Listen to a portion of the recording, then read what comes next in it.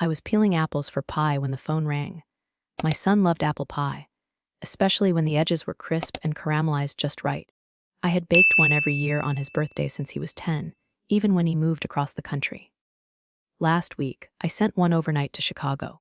He texted me back a single heart emoji and the word, perfect. That was the last message I ever got from him. The call came 3 days later. I was in the middle of coring the last apple when the voice on the other end said, flatly, Elaine, I'm calling to let you know that Michael passed. We held a private service yesterday. Just close friends. I stopped breathing for a moment. The apple slicer dropped to the floor. I don't know if it was the words or the way she said them, like someone canceling a dinner reservation. What do you mean, a service? What are you talking about? I asked, gripping the edge of the counter. I assumed you knew. Michael died from the infection. It was sudden. The doctors tried. She kept talking, but the words stopped making sense. Last I'd heard, Michael was recovering from surgery. The doctors had said he was stable. He'd even joked over text about craving hospital pudding. You never called me, I said softly. I did, she replied. You didn't answer. I fumbled for my phone, nothing. No missed calls, no texts, no voicemail. My phone hadn't left my side for 3 days. There's nothing here, Claire. Well, I don't know what to tell you. I tried. Look, the funeral happened. It was peaceful. Small. He wouldn't have wanted a scene. A scene. As if the grief of a mother was something to be edited for decorum. As if I was some unstable side character in my own child's story. I remember sinking slowly to the kitchen floor, my knees folding beneath me like wet cardboard. The pie was still in pieces on the counter. A useless offering to a son already gone. Grief doesn't always arrive with warning. Sometimes it walks in dressed as silence, holding a knife of omission. In that moment, I didn't just lose my son. I lost my goodbye, my closure, my role in his final chapter. The flowers were still fresh on my kitchen table. Sunflowers and white dahlias, his favorites. I had just arranged them in the vase he made me in the 3rd grade. A lopsided clay thing, painted navy blue with the words, Best Mum, carved awkwardly into the side. I hadn't even watered them yet when she told me he was gone. It took me an entire day to get off that kitchen floor. Not because my body was frail, though at 72, I won't pretend I bounced back quickly, but because I didn't know how to move without purpose. And suddenly, I had none. I didn't get a funeral. I didn't get to see his face one last time. I didn't get to hold his hand or tuck that ridiculous cowlick behind his ear like I used to when he was little. Instead, I got a voice on the phone. Cold efficient? Her name is Claire. She married my son Michael 7 years ago. I remember the first time I met her. Sharp cheekbones, sharper tongue, and a smile that always felt a second too late. The kind of woman who knows exactly what she wants and how to remove what's in her way. Including, as it turned out, me. At first, I thought it was just a generational difference. I kept telling myself not to be the overbearing mother, in-law, not to intrude, but I started noticing things. Small exclusions, birthday parties I wasn't invited to, messages from Michael that felt clipped, sanitized, like someone was editing our conversations. After a while, I convinced myself I was imagining it. That's the dangerous thing about being a woman of a certain age. People expect you to be confused. So eventually, you start questioning your own intuition. When Michael stopped calling regularly, I told myself it was because he was busy. When he didn't show up that Christmas, I believed Claire when she said he was sick. When my birthday came and went with no call, I made excuses for him that he never even asked me to make. And now I was expected to make excuses for not attending my own son's funeral. The next morning, I called every hospital in the city, then every funeral home, every cemetery within 50 miles. Nothing, no record, no information. Some of them didn't even recognize his name. I started to feel like I was going mad. Had she lied? Was he even dead? That night, I barely slept. I sat by the window with the lights off, watching the empty street, my mind chasing ghosts and hypotheticals. I thought about the last phone call we had, 5 weeks earlier. He'd been distracted. Rushed. I'd asked how he was feeling after his surgery, and he'd said, tired. But okay, we'll talk soon, Mom, I promise. He never called back. I replayed his voice in my head until it didn't sound like him anymore. The next day, I found myself outside a funeral home I remembered from when my sister passed. A place called Meadow and Sons, Even though I'd heard the sons had long since moved away, the woman behind the desk had a kind face, maybe mid-50s, with soft curls and tired eyes.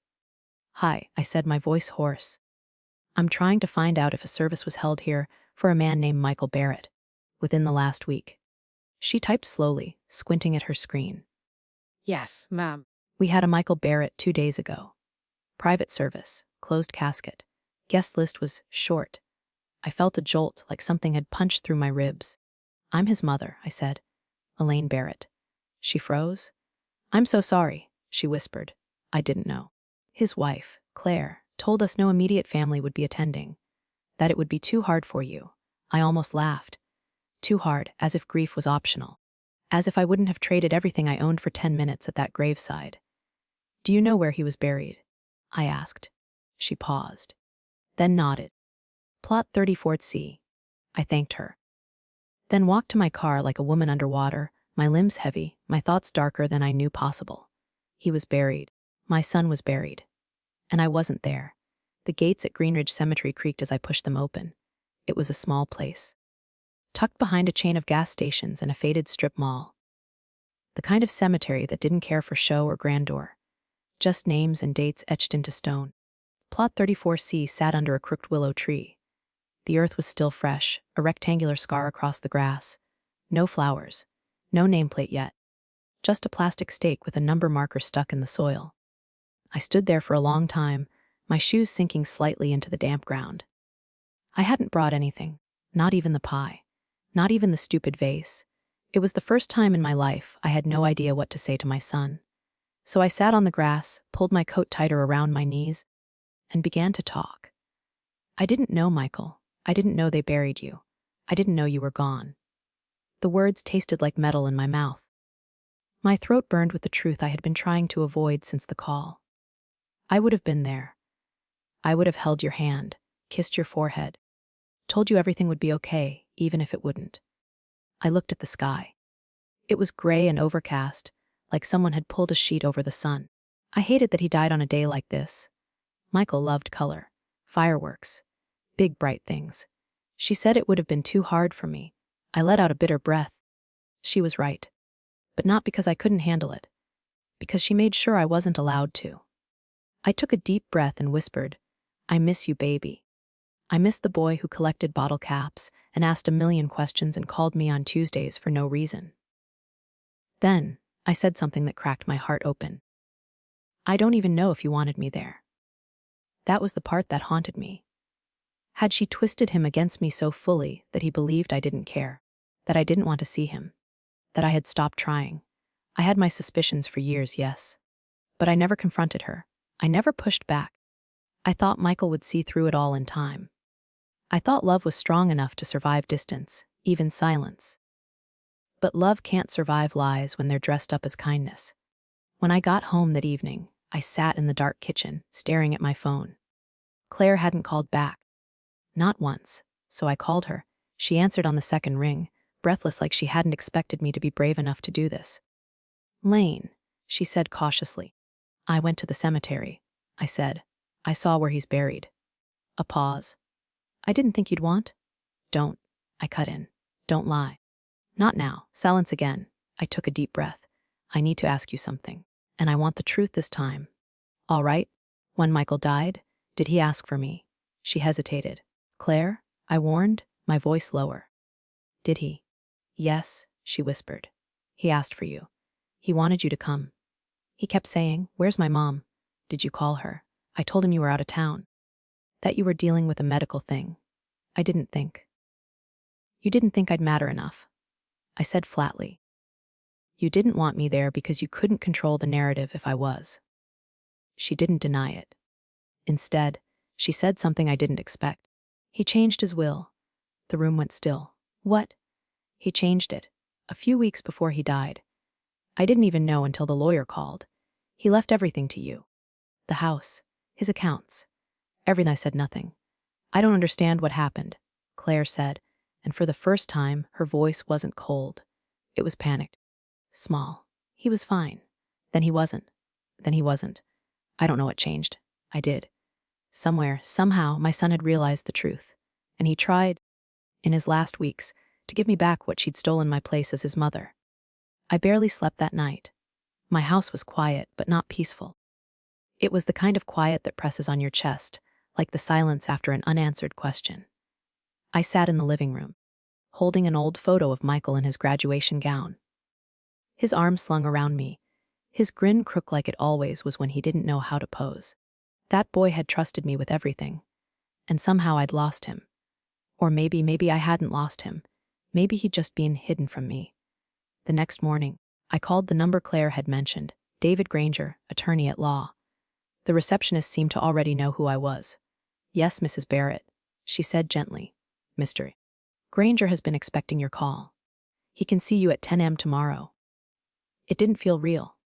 My son had died, and I had to schedule time to learn what he wanted me to know. David Granger's office was in a two-story brick building with old wood floors and windows that whined when the wind blew. The kind of place where nothing changed but the calendar.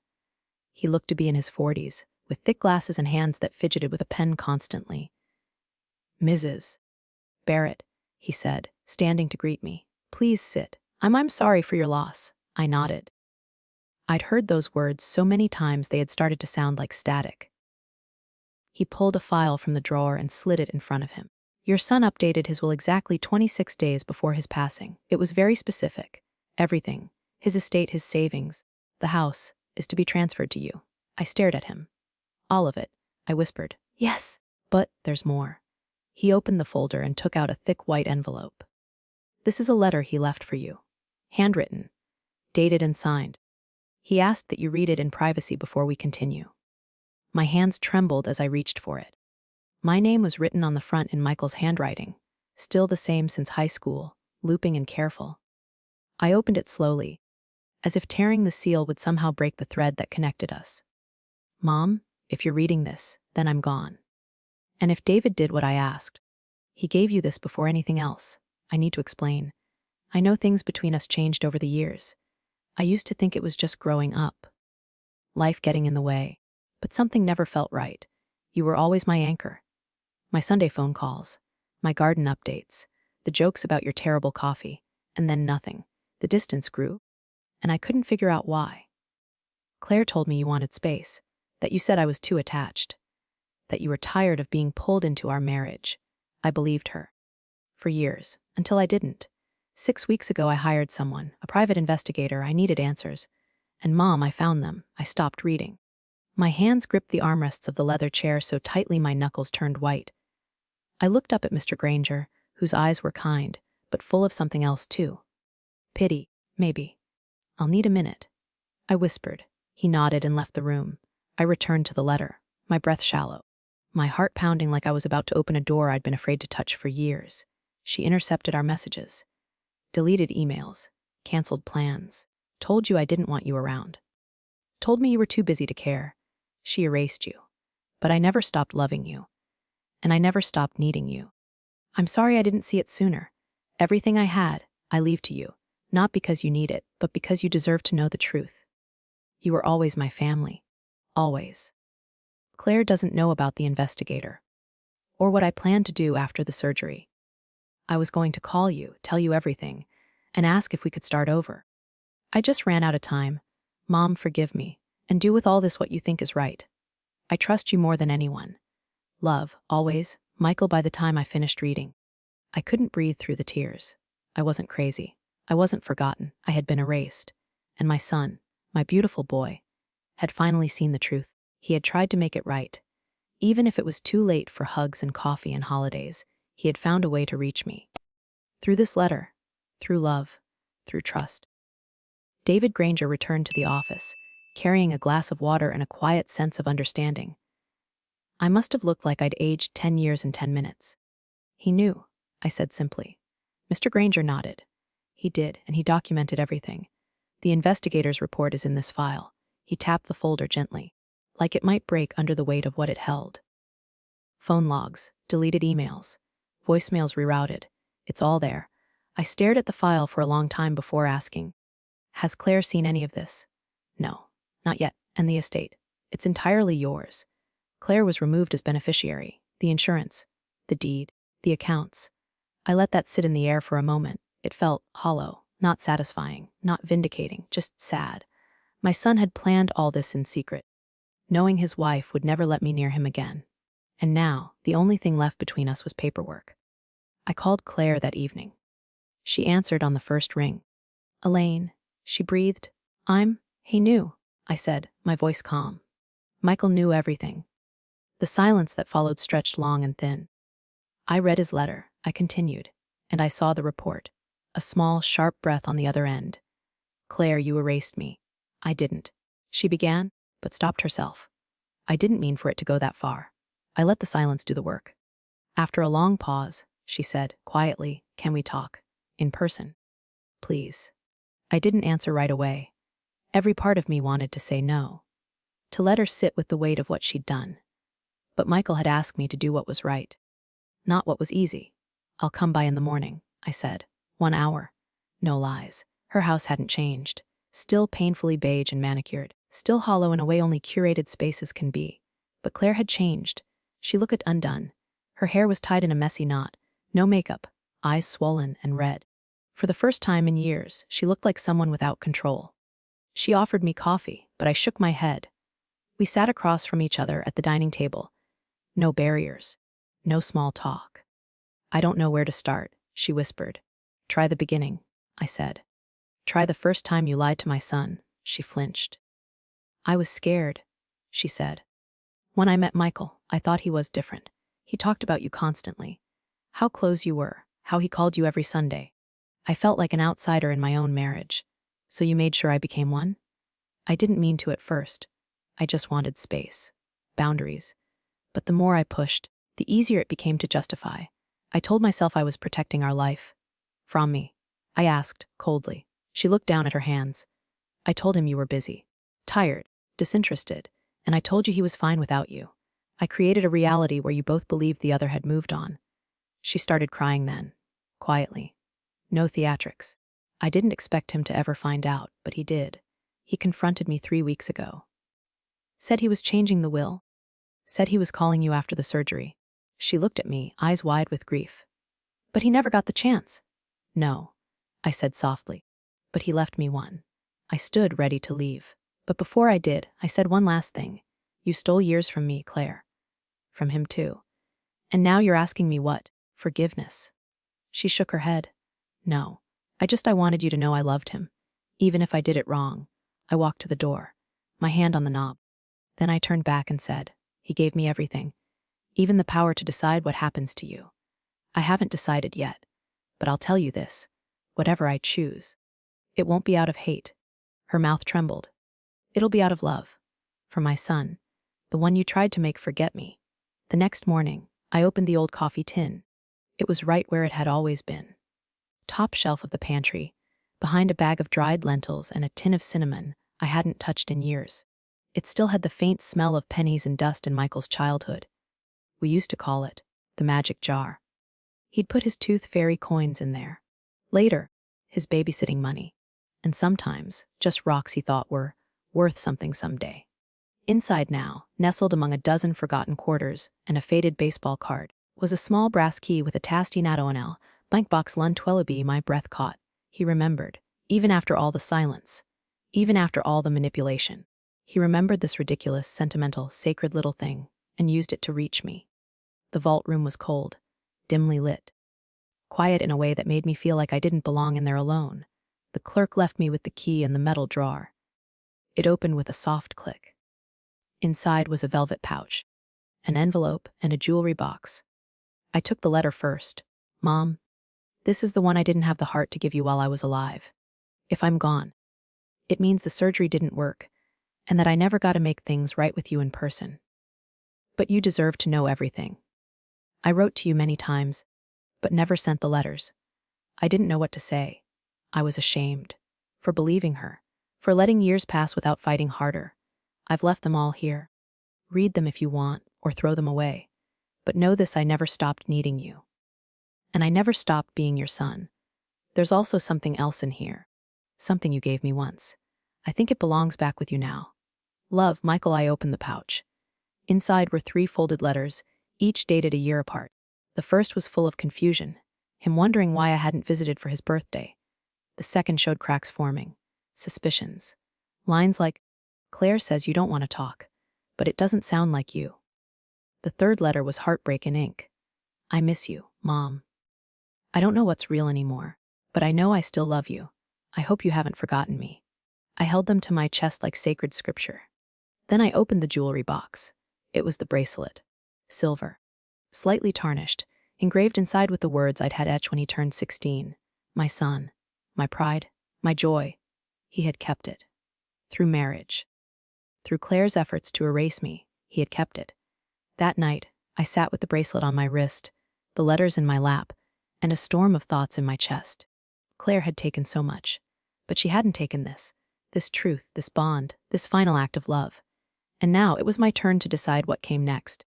Michael had left everything to me, the money, the house, the legal power to ruin her or spare her. But what mattered more, he left me something far heavier, the power to decide what kind of ending our family deserved. The air in David Granger's office felt heavier this time. Claire sat in the corner, her eyes sunken, hair tied back, holding a tissue like a flag of surrender. She looked nothing like the woman who once ran every conversation with surgical precision. She looked like someone waiting for a sentence. I sat across from her, calm, collected, Michael's bracelet cold against my wrist. David cleared his throat and unfolded the papers. I assume you're both ready. Claire glanced at me. I didn't return the look. Yes, I said. He read the statement I'd written out loud, every word carefully chosen, that Claire Barrett had, over a period of years, knowingly interfered with and manipulated the relationship between Michael Barrett and his mother through lies, withheld communication, and emotional coercion. That she had admitted to impersonating him in messages, deleting emails, and isolating him during critical life events, including his final days. And then came the final clause. That she would receive the house, Michael's house, under 2 conditions. That she signed a sworn statement acknowledging what she had done and forfeiting all future claims to the estate. That she attend mandatory counseling for family boundary and control issues, to be monitored and reported on quarterly. The rest, Michael's savings, his life insurance, and investment funds, would go to something else entirely, a foundation in his name. The Michael Barrett Trust for Family Reconnection, providing legal and mental health aid to grandparents separated from grandchildren by family estrangement or manipulation. Claire gasped when she heard it. She opened her mouth, but no words came out. David pushed the papers toward her. She signed. Slowly, tearfully, but she signed. I didn't gloat. I didn't say I forgive you. Forgiveness isn't something you hand out like a handshake. It's something earned. Through time, through pain, through rebuilding. She looked at me one last time and asked, softly, will you ever tell me more about him? Who he was before me. I studied her. This woman who'd stolen birthdays, hospital visits, and laughter. Then I remembered Michael's voice on the page. Love doesn't mean choosing between people. You taught me that. I'll send you something, I said quietly. A photo album. One day, not yet. And then I left. The weeks that followed were slow and strange. Grief is a shapeshifter. Some days it walks beside you like an old friend. Other days it knocks you flat at the sound of a song or the smell of cinnamon in the air. But every Sunday I sat in the garden with my coffee, still too strong, still terrible, and read one of Michael's old letters out loud. To the sky. To the memory. To myself. I wore his bracelet every day. And I kept the final photo he left me. Him smiling in the garden, dirt on his hands, the sun lighting up his face, in a new frame on the mantel. He never made it back to me in person. But he found his way home, through truth, through trust, through love. Some people will spend their lives trying to control the love others receive, believing it makes their own more secure. But love isn't finite. It grows. It stretches. It forgives, but it also remembers. Michael taught me that even after death, love can still speak, still protect, still guide, and I learned something, too. Sometimes justice means making sure the truth lives on, and sometimes mercy means giving others a chance to live with it. The house felt like his. Even though I never lived there. Even though Claire had painted over the walls and changed the fixtures, somehow I could still feel Michael in the corners. The light switch near the pantry that never clicked properly. The hallway where his childhood photos had once hung. The bedroom with the creaky floorboard that always gave him away during midnight snacks. Now, it belonged to me. Claire had left with only a few boxes. Her departure was quiet. No confrontation, no final tears. Just silence, the same kind she'd weaponized for years. I stood in the doorway, clutching the keys Michael never got to hand me in person. And then I did something I hadn't done in decades. I moved back. The first few days were a blur of cardboard and old ghosts. I found things, small, telling things, that Michael had kept but hidden. A notebook full of unfinished poems. A birthday card I'd sent him 3 years ago, never opened. Photos of the two of us folded and tucked into the back of his closet. It wasn't until the 5th day that I found the camera. A small digital camcorder, tucked away in the linen closet. When I charged it and turned it on, there was only one video saved. The screen flickered. Michael's face appeared, tired, pale, but smiling faintly. He was sitting in what looked like a hospital bed, with white sheets and tubes around him. His voice was hoarse. "Hey, Mom," he said softly. "I don't know if this'll ever reach you. Claire doesn't know I'm recording this." He swallowed, looked down, then back at the camera. "If I don't make it, I need you to hear me say it, not just read it. I need you to know I love you. That I always have. That whatever Claire told you, whatever you thought I believed, I didn't. Not really. Deep down, I never believed you'd walk away from me." He paused. "I'm sorry I didn't fight sooner. I'm sorry I let her twist our lives the way she did. I didn't see it until it was too late." He leaned in, voice lower now. "But I saw it. In the end, I saw it all, and I made sure you'd know the truth. You deserve peace, and you deserve to be angry. But I hope maybe after the anger fades you'll still feel me here in the garden. In the dumb jokes. In the way you make coffee too strong." He smiled again. A real one this time. The one from when he was 9 and won the school spelling bee. "Thank you for everything, Mom. I hope this place feels like home again." "I hope you do too." The screen went dark. I didn't cry. Not then. Instead, I opened every window in the house and let the autumn air rush in. I made a fresh pot of coffee. Too strong, just the way he hated. And stood in the middle of the kitchen, letting the sunlight paint gold on the walls. He left me this house. But more than that, he left me a reason to stay. I didn't know how to run a foundation. I didn't know how to build a website, hire a team, file tax papers, or write a mission statement that didn't sound like it belonged on the side of a cereal box. But I did know one thing: I was tired of being silent, tired of grieving in whispers, tired of letting people like Claire get away with telling their version of someone else's truth. So I started with a notebook. At the top of the first page, I wrote, "The Michael Barrett Foundation for Family Reconnection." Underneath it, "Because no parent should be erased." I opened Michael's laptop, still powered with his old password, still filled with folders named things like Taxes 2022, and Vacation Ideas, and Funny Dog Memes. I opened a blank document and just started typing. I wrote about us. About the way he used to crawl into my bed when he had nightmares, always clutching that ratty stuffed whale. About the time I walked in on him dancing in the kitchen in socks and boxers to Marvin Gaye. About the years we lost, and how I refused to let another family go through that same hell. It took 3 weeks to set up the legal side of things. David helped me. He waived his fees, said it was the least he could do. It took 2 months to launch the website. By the end of month 3, we'd helped our first client. Her name was Gloria, a grandmother from Ohio who hadn't seen her twin granddaughters in over 4 years. Not since her daughter-in-law decided she was too old and too religious to be around modern kids. Gloria sent us a photo after I helped her write the right legal petition. 2 little girls, all curls and chaos, hugging her knees like she was their favorite tree. I printed it out and pinned it to the bulletin board next to Michael's graduation photo. That board grew fast. Photos, letters, crayon drawings mailed from 6-year-olds who finally got to see Grandma Gigi again. I started a wall, then a room. Michael's old room. His trophies and diploma stayed on the top shelf. But below them, the walls bloomed with stories. One afternoon, I got a call from a young woman named Miriam. Her voice shook as she explained that her mother had been cut off by her older sister, who claimed their mom was too controlling to be around her new baby. "I don't even know why I'm calling," Miriam said. "I just saw your website, and I don't know. I guess I want to believe someone cares." I told her I did. I told her I'd been that erased parent. That my son had once believed I didn't care. Because someone whispered that lie into every crack of our relationship until the truth had no room left to breathe. She cried. I listened. And when I hung up, I added another name to the list. Not of people we'd helped yet, but people who needed what Michael left behind. People who deserved to be remembered. I hadn't seen Claire in 5 months. Not since the day she signed the documents.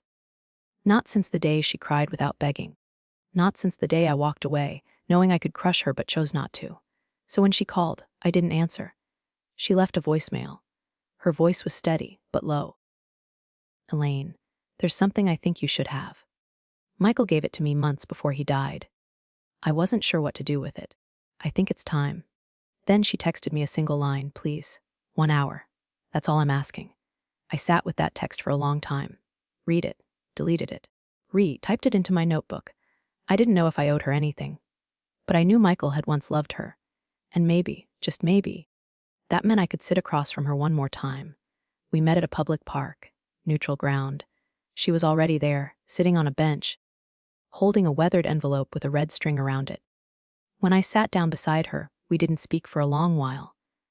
The breeze did the talking, rustling the trees above us and carrying the sound of children from the nearby playground. Claire looked tired, but clearer. Not devastated, not manicured, just human. She handed me the envelope. I didn't read it, she said. It's from Michael. He gave it to me in January. Said I should only open it if something ever happened to him. She looked down, but I couldn't. After he died, I thought maybe it was a goodbye. Maybe a love letter. Maybe something I didn't deserve to hear. I opened the envelope slowly. Inside were 3 items: a photograph of Michael and me on his 13th birthday, him in braces, me laughing mid-blink, a folded index card with Claire's name on it, and a letter. Handwritten, short. I read it aloud.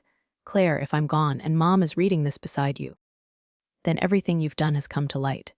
And still I left you with this because I believe people can choose again. Not undo, not erase, but choose again. I'm asking you both, my wife and my mother, not to let my death be the final word. Not on our love. Not on the foundation of who we were. Claire, what you did hurt me. But it came from fear, not hate. Mom, what you lost, I hope I gave back in time. But if you're both reading this, then maybe, just maybe, you can find something new in what's left. Not friendship, maybe not forgiveness. Just understanding. Don't destroy each other to prove you loved me. I already knew. Michael, the wind picked up then, brushing my hair gently across my face. Claire stared at the playground, eyes glassy. He knew, she said quietly. He knew us both better than we knew ourselves. I nodded. He always did. We sat in silence for a long while after that. Then Claire stood. I'm not asking for anything, she said. Not pity. Not reconciliation. But I'm going to that counseling. Every week. And I've started working with a local shelter. For teens. She glanced at me, cautious. That foundation, if you ever need help, even behind the scenes. I didn't answer her. But I didn't walk away either. And somehow that felt like enough. 2 weeks after meeting Claire, I received a handwritten letter. No return address, no sender name. Just my name written in a rushed scrawl and a Chicago postmark. Inside was a folded sheet of lined paper. Mrs. Barrett, I hope it's all right that I write. I was one of the night nurses who cared for your son, Michael, during his last stay at St. Jude's. He spoke of you often, mostly at night when the pain kept him awake. We weren't supposed to talk long, but he was special. He said he wanted someone to know a few things, if you ever found your way back into his life. He asked me to write it down just in case. He regretted not calling you sooner. He kept the bracelet in his nightstand the entire stay. He smiled when he spoke about you, like a kid remembering his first snow day. He told me, my mom was my home before I ever had an address. I hope that brings you comfort. I've enclosed a copy of the photo we took on his last lucid night. He made me promise to send it to you one day. With respect, Annie M. RN room 417. Tucked in the envelope was a photo.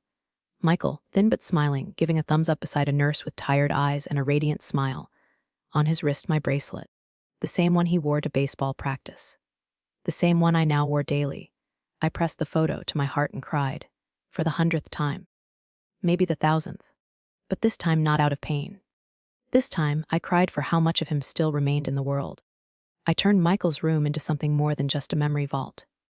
It became the legacy room. The heart of the foundation.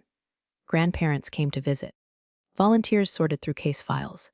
Coffee brewed in the corner by the window he once broke with a Nerf dart. One afternoon, a teenage boy came in alone.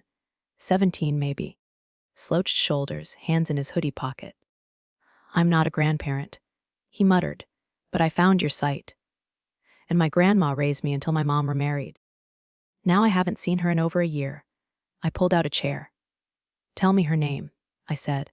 It wasn't just about legal paperwork anymore.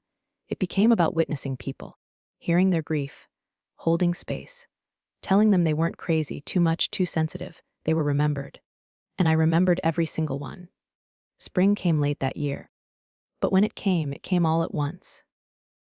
The trees burst with new green. The daffodils pushed through the soil like they were late for something important. And my garden, Michael's favorite place, came alive. I planted a tree in his honor. A red maple, stubborn bright, unapologetically alive. I buried one of the letters beneath it. The one that simply read, "I never stopped being your son." That week, I received a box from Claire. No letter. Just a stack of photo albums I hadn't seen in years. Photos I thought were lost. Photos of me and Michael. Me teaching him to cook. Him holding a science fair trophy. Us dancing in the kitchen after his college acceptance letter. She'd saved them. I don't know why. Maybe to hide. Maybe to forget. Maybe, now, to return what was never hers to keep. I placed the albums on the shelf beside the foundation's charter. People think grief is just about losing someone. But sometimes, grief is losing years. The ones stolen quietly through silence, control, and soft lies that feel like love. Michael's story taught me this: it's never too late to speak. Never too late to reach back. Never too late to reclaim what was real, even if it's through pain. And most of all, love doesn't die when a person does. It lives in letters. In bracelets. In garden soil. And sometimes in forgiveness, even when it's undeserved. It arrived in a plain white envelope, no return address. No postage stamp. Just slid under the front door like a secret too heavy to mail. Inside, a short handwritten note. "Elaine Barrett, my name is Leela. I believe I'm your granddaughter. I don't want money. I don't want a share of anything. I just want to know if you ever talked about me. I found your foundation's website. I saw his picture. I've been carrying the same one in my wallet for 13 years. Please, just tell me if I was ever loved." Leela C. I read it twice, then a third time. The words blurring between heartbeats. A granddaughter. Michael never told me. Claire never mentioned anything, and I had no reason, no hint, to believe there was another life hidden behind the one I barely got to keep. But the photo she'd included, that was real. Michael, barely 30. Arms around a little girl with curly dark hair and eyes that reminded me of someone I hadn't seen in decades, my mother. David Granger confirmed it within a week. Michael had fathered a child in college. Her mother's name was Celia Martinez, a woman I vaguely remembered from one visit to campus. Michael said they were just friends. I never pried. Celia never reached out for support, never filed for custody. She raised Leela herself in a small suburb outside of Indianapolis. Michael, it turned out, had quietly contributed, not through child support. There was no legal requirement, but through small, personal deposits, gift packages, and emails from a private account. Claire likely never knew. And now Leela was 20 years old, an only child, a survivor of quiet neglect, and, by some quiet miracle, a young woman brave enough to find me. She sat across from me at a small cafe in Evanston. Wary frame, nervous energy, worn denim jacket, and those same sharp, perceptive eyes that Michael had as a boy. "I didn't come to cause trouble," she said. "I know," I replied. I was afraid I was too late." "You're not?" She took out her phone and showed me the photo again. The one Michael took in a park, holding her high in the air like she was made of feathers. "I used to pretend I remembered it," she whispered. "But I don't. I was 5. He stopped visiting after that." I nodded slowly. "Did your mother tell you why?" "She said he had a wife. And a life. And I wasn't part of it." I looked her in the eye. "That's not the truth." Back at the house, I opened the safety deposit box again. Dug deeper. There were more letters, some addressed to LC, and one labeled simply, "If she ever asks." Leela read them in my kitchen with a mug of cocoa in her hands and tears she didn't want to admit on her face. He had written to her. Often. He'd bought her a bicycle she never received. He'd planned to see her for her 10th birthday, but the visit was canceled by someone unnamed. She whispered it without looking up. It was Claire, wasn't it? I didn't answer. I didn't need to. What mattered was this: Michael never forgot. He never let go. He just wasn't allowed to love her openly. Leela stayed for 2 days. We planted tulips in the backyard, ate grilled cheese sandwiches in front of old reruns, and laughed, really laughed, about how much Michael hated onions but loved onion rings. On the 3rd morning, she told me, I don't want to disappear again. But I don't want to intrude. I reached across the table and held her hand. You are home, sweetheart. For as long as you want. You're not a mistake. You're not a ghost. She smiled then. One of those quiet, blooming smiles that people carry when they realize they're finally seen. Before Leela left to return to school, we stood together beneath Michael's red maple. I gave her a copy of the letter he'd written for me. The one that ended with, You were always my family. Not because of blood, but because of love. She read it slowly, carefully. Then she placed her hand on the tree bark and whispered, I'm sorry I didn't get to know you sooner. I wanted to say, me too. But instead, I said, you have the rest of your life to know him. He left pieces of himself everywhere. All you have to do is keep looking. Sometimes the family we lose is not gone. They're simply waiting for us to turn around. Love doesn't always follow the map.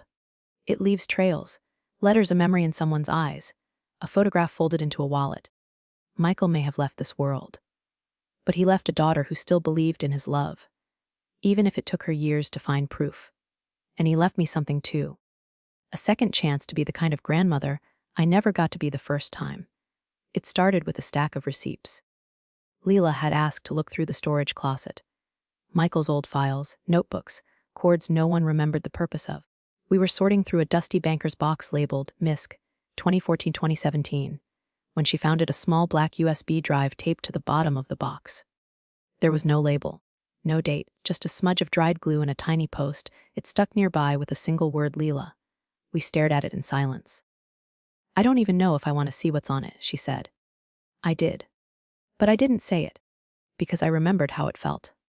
The first time I heard Michael's voice again, through video. It carved you open in ways you never expect. We didn't open it right away. We made tea first, set up the laptop on the kitchen table, closed the curtains, turned off all the lights except the one over the sink. Then Leela plugged it in. There was only one file. To my daughter, if she ever finds me, MP4, the screen lit up. Michael was sitting in the same hospital bed I'd seen before, but this time he wasn't frail. His voice was stronger, his eyes clearer. It must have been recorded weeks before the other video. He looked into the camera for a long second before speaking. Leela, if you're watching this, I guess I'm gone. I hate that. I hate that I don't get to meet the woman you've become, that I didn't get to walk you to your first day of high school, or embarrass you at prom, or teach you how to parallel park, though maybe that's for the best. He smiled. Leela covered her mouth. I could hear her breath hitch. But I want you to know I saw you. I tried. Your mom and I, we were young, we were scared. Then life pulled us in different directions. But I never forgot you. Not once. I bought you a bike when you were 10. Your mom never gave it to you. I don't blame her. Maybe she thought it would confuse things. Maybe she was just angry. But I still remember the color. Turquoise with a silver bell. Leela started crying silently. I don't know what your life looks like now, but I hope, wherever you are, you know you're not a mistake. You were never an accident. You were the best thing I ever helped create, and I am so proud of you. He leaned in, eyes serious. Don't carry my absence like a wound. You deserved better than a ghost for a father. But maybe, just maybe, you can still carry my love. It's yours, forever. He hesitated, then added one last thing. Go easy on your grandma, okay? She's got a good heart, and she's been through more than you know. The screen faded to black. We sat in silence for a long time. Leela had her head in her hands. My tea had gone cold. Then she whispered, he called me by my name, and that somehow was the part that broke her. Not the regrets, not the tears, just the simple, solid sound of her name in her father's voice. It was the first time she'd heard it. We watched the video twice more that night. Then I gave her something I hadn't planned to. The bracelet. I think he'd want you to wear it now, I said. She didn't respond, just reached out her hand, and I slid it onto her wrist. The next morning, a letter arrived. from Claire. She'd heard from David Granger that Leela existed. She didn't know whether to write to her, so she sent it to me. Inside was a short, neat paragraph. Elaine, I didn't know about her, but I'm not surprised. Michael always had more love in him than I knew what to do with. If Leela ever wants to ask questions, or just yell at someone, I'm here. I won't run. Not this time. See. I showed it to Leela that evening. She folded it carefully and said, maybe one day. The spring turned to summer. Leela started spending weekends at the house, helping in the garden. She planted her own section, lilacs, of course. Said it matched her name and smelled like memory. We started getting letters from parents Michael had helped over the years, privately, anonymously. A mother from New Jersey, a former student from Michigan. He had been doing quiet good for a long time. Not loudly, not perfectly, but persistently. And now that work was continuing, through the foundation, through us. Late one evening, Leela asked me, do you think he would have brought me home? If he'd lived. I thought of the letter in the safety deposit box, the lawyer's notes, the video, and the quiet urgency in Michael's face when he said, you deserved better than a ghost for a father. Yes, I said. I think that was his plan all along. She nodded slowly. I think so too. And then, for the first time since she arrived, she called me something she hadn't before. Good night, Grandma. Sometimes the people we love leave behind more than grief. They leave instructions, breadcrumbs, gifts wrapped in silence. Michael couldn't rewrite the past, but he gave Lil a compass. He gave me a granddaughter. He gave us both the truth, so we could finally start living with love instead of questions. And in doing so, he proved something simple, something profound: a voice, even when gone, can still raise the people it left behind. It began with a ping. A new email from a name I vaguely recognized: Rachel Yee, local reporter for the Chicago Gazette. She'd written a short piece about Michael's funeral, a respectful one, filled with quotes from former classmates and neighbors. Now, she wanted something more. I'd love to do a follow-up feature on the foundation. The story has really taken off, especially with the recent family reconnections. Would you and your granddaughter be open to speaking on the record? Granddaughter. The word wasn't a mistake. Rachel knew. And suddenly, so did the world, if we weren't careful. I showed the email to Leela that evening. She read it once, then again, biting her thumbnail, a nervous habit she never admitted to. She's going to write it anyway, isn't she? She said quietly. She might. And if we don't talk to her, she'll fill in the blanks. She might. She looked up at me then. I don't know if I'm ready to be someone's headline. We sat outside that night, under the maple tree Michael had never seen in full bloom. Leela was quiet. I could tell she was unraveling inside. People will say I was a secret, she whispered. A mistake. Proof he was a liar. No, I said gently. They might say those things, but you're not responsible for their need to simplify the truth. She looked at me. Tired, brave, older than 20. What if it changes the way people remember him? I reached over and squeezed her hand. Then maybe that memory needs to grow up, too. The next day, I called Rachel. We agreed to meet in person, no commitments, just conversation. When I told Leela, she said nothing. But that night, I found her sitting at Michael's desk, watching his video again, taking ownership of what had always belonged to her. Rachel Yee was younger than I remembered. Sharp eyes, fast hands, but her voice was patient, careful, not hungry. We met at the foundation office. Leela joined, though she stayed mostly silent at first. Rachel asked about Michael, the early years, the loss. Then she asked, gently, when did you learn he had a daughter? I looked at Leela. She nodded. Months after his passing, I said. She found us. Brave girl. Rachel turned to Leela. What do you want people to know about your father? Leela's voice shook, but she didn't hide. That he tried, even when he wasn't allowed to. That he didn't forget me, and that I wasn't something he was ashamed of. Rachel lowered her pen. That's going in. Word for word. The article went live 3 days later, front page of the lifestyle section. The foundation of family. How one woman rebuilt what grief tried to take. Subheader. And the granddaughter she didn't know existed until after her son's death. It was gentle, respectful, honest. Still, the comments came fast. Why didn't he acknowledge her before? This poor girl. To live in the shadows like that. Sounds like he had a double life. But also, I had a daughter I couldn't see for 5 years. I understand. This story helped me call my father after 10 years. Love is never too late. Leela read them all, then closed the laptop and said, I'm not ashamed anymore. In the weeks that followed, we received dozens of letters. Parents who'd been erased, children who'd been hidden, siblings meeting for the first time. Some were angry, some were hopeful. Most were unfinished stories, searching for a new chapter. One stood out. A woman named Dana wrote, My mother had a son before she met my father.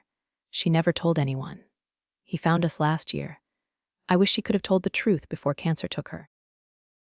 Thank you for showing me that healing doesn't have to come in silence. Leela pinned that letter to the wall beside her photo with Michael. I think he'd like this one, she said. I agreed. One Sunday morning, we went to visit Michael's grave. Leela brought lilacs. I brought coffee. We sat on the grass for over an hour, saying little. Just being. Before we left, Leela looked down at the headstone. Do you think he'd be mad we told the world? I shook my head. No. Because we didn't do it for the world. She nodded slowly, then took out a small notebook from her bag.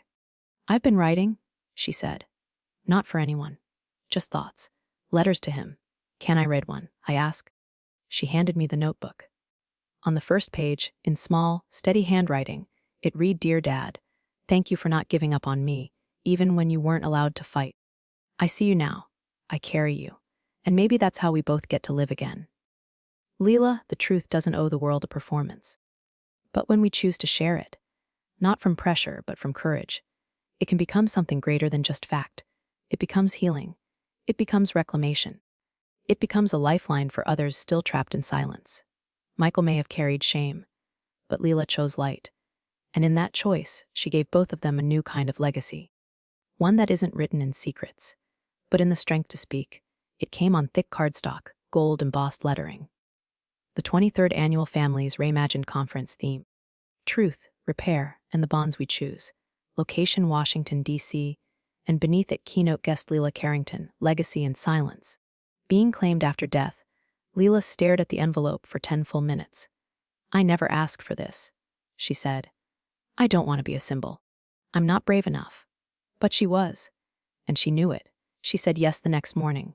The conference hall was glass and marble, filled with smiles too perfect and panels with names like Parenting Across Estrangement and What Does a Real Parent Mean? Leela clutched her speech notes like a lifeline. Elaine stayed by her side until the green room. You can leave after the talk, Leela whispered. I know this isn't your kind of thing. Elaine squeezed her hand. I'm here until the end, sweetheart.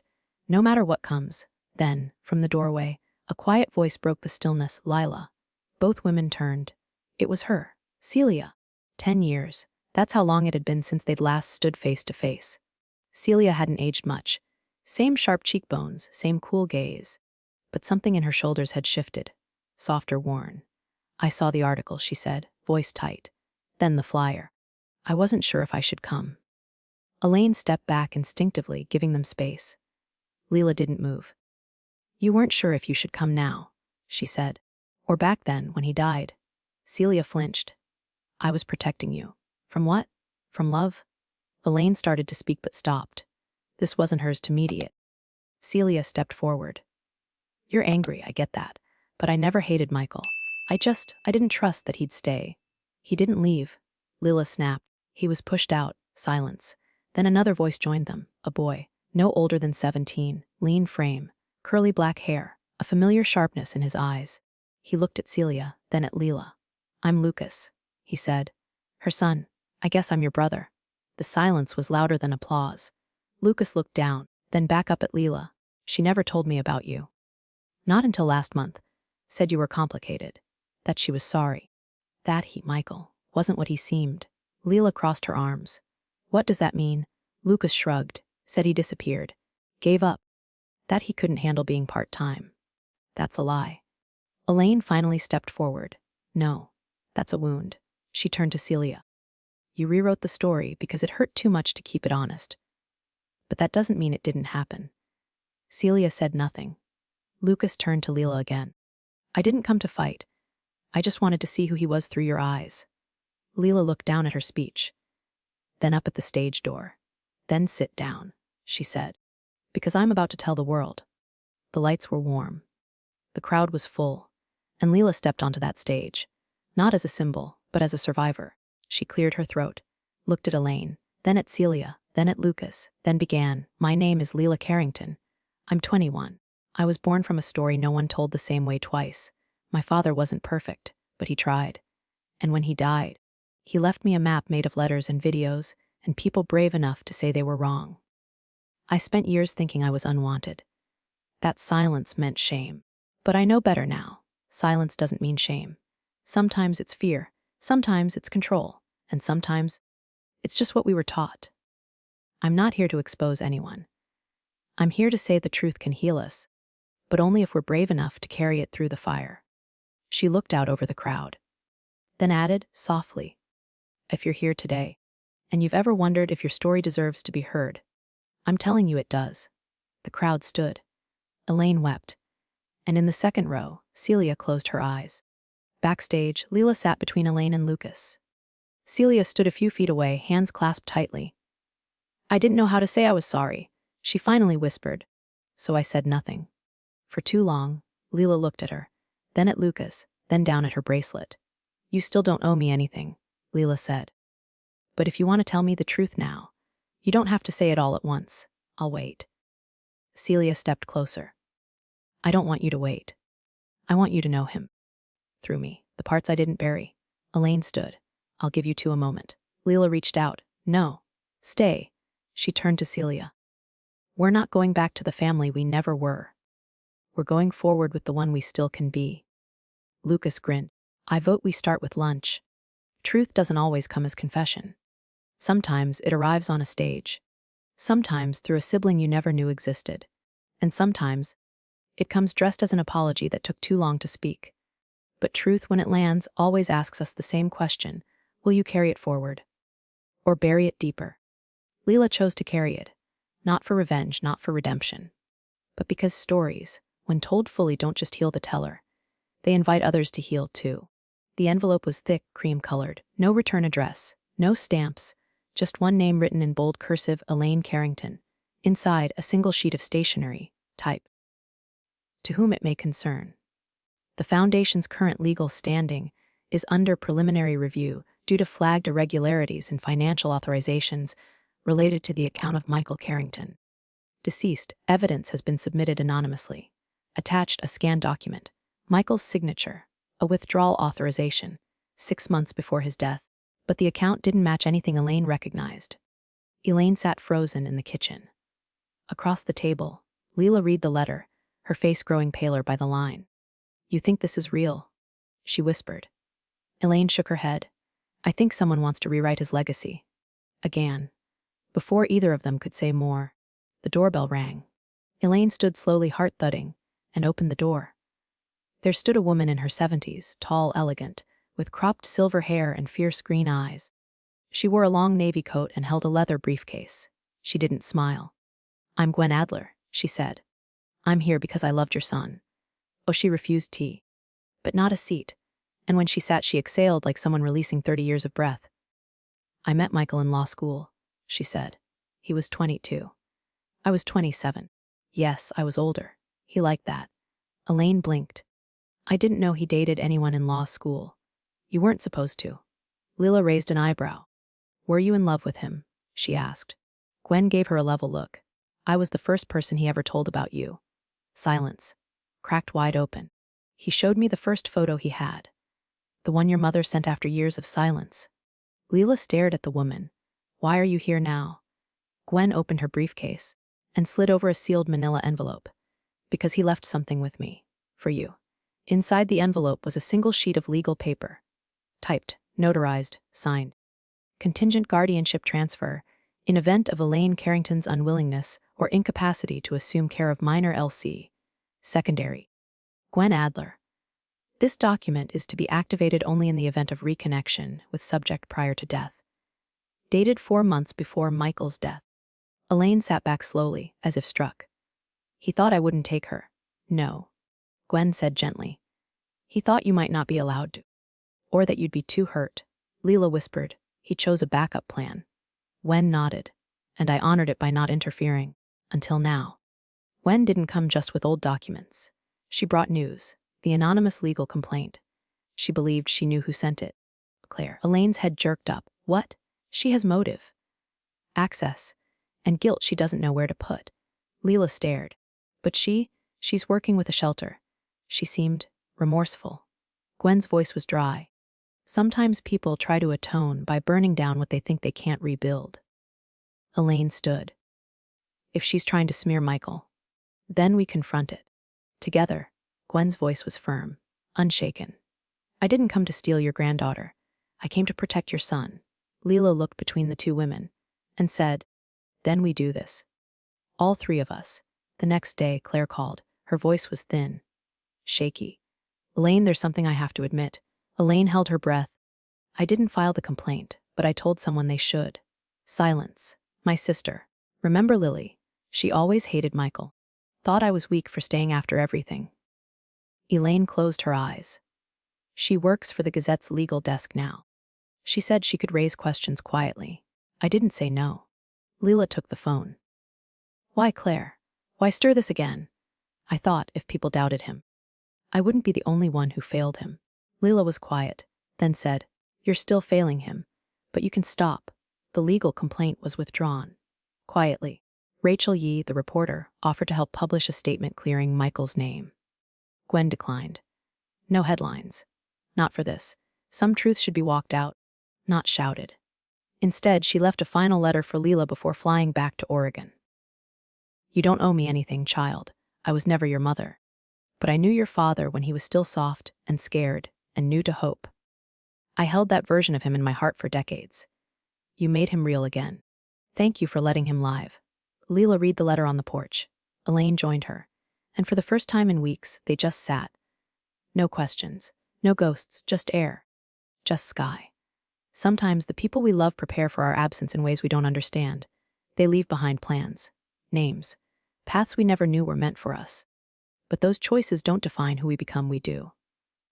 Elaine wasn't the only woman Michael trusted, but she was the one who stayed. Leela wasn't the only daughter he dreamed of raising, but she was the one who chose to carry his voice. And Gwen, she didn't need to be family to protect the truth. She just needed to love someone enough not to let silence win. Leela's first day at the foundation felt both monumental and impossibly normal. The office still smelled like Elaine's lavender tea and fresh printer ink. The same desks, the same photos on the wall. But everything felt different now that her name was on the door. Leela Carrington, Family Liaison. Elaine had insisted on the title. Because you're not just here to listen, she said. You're here to help people find their way back. Her first file was already waiting. A thin beige folder, one name on the tab, Amari T. See inside a school photo, brown skin, tight curls, big untrusting eyes. Leela froze. Because those eyes, they looked exactly like hers once did. Amari was living with a foster family 2 towns over. Her biological mother was unknown, per the social worker's notes, and there were no adoption records. Just a one-line note, child taken in by relative's maternal cousin, legal custody assumed but not formalized. It smelled like secrecy. Leela met Amari that Friday at her school. The girl didn't look up when she entered. I don't talk to people who wear badges, Amari said flatly. Leela smiled. Good. I don't wear one. She sat beside her, not across. My name's Leela. I work with people who feel like no one's telling them the full truth. That made Amari pause. Then whisper, are you one of them too? Leela's throat tightened. I was. For a long time, digging through Amari's paperwork took a week. And a connection. Elaine pointed Leela toward someone who'd handled informal custody transfers in the late 2000s. A woman named Annabelle Eames. The name triggered something in Leela. She asked Gwen, who was back in Oregon, on a video call. Gwen blinked. Annabelle. I haven't heard that name in 20 years. You knew her. Gwen's face grew distant. She dated Michael. Briefly. After I moved to Boston, Leela's chest tightened. So he was with her. After you. Before reconnecting with my mom. Gwen nodded. He thought she might be his second chance. But she had her own ghosts. Leela asked quietly, was I replaced? Gwen answered without hesitation. No, you were paused. Not forgotten. A days later, a package arrived from Gwen. Inside a leather-bound journal, Michael's. Dated from the years Elaine never spoke about, between his separation from Celia and his reconnection with Leela. Annabelle was kind and angry. She wanted to love me, but couldn't trust the parts of me that still ached for someone else. I thought about reaching out to my daughter every day, but something in me, guilt, shame, kept saying, not yet. I kept looking for a version of love that wouldn't punish me for my failure. Leela read the entries in silence. Each line carved deeper into the mystery of the man she loved and didn't fully know. He hadn't replaced her. He had just wandered. The breakthrough came unexpectedly. Amari's foster cousin confessed in a phone call. Her mother's name was Dawn Eames, Annabelle's younger sister. She left when Amari was a baby. No one's seen her since.